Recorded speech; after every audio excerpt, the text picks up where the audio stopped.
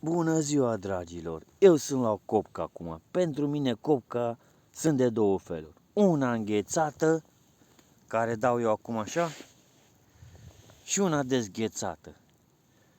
Acum vedem. Dacă o intra ceva, aia e. Dacă nu, ne ducem la cealaltă. Intră, sper, acolo. Tot ce trebuie pentru sezonul acesta. Vă pup cu drag și să nu uitați. Avem o zi splendidă de iarnă,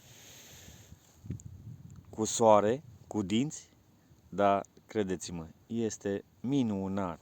Minunat aici, așa unde mă aflu eu, pe meleagurile făgărășene, pe o baltă dintre ele. Deci,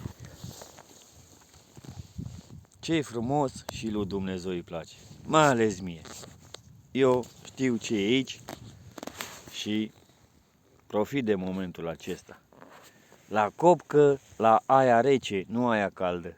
Aia caldă e de seară. V-am pupat.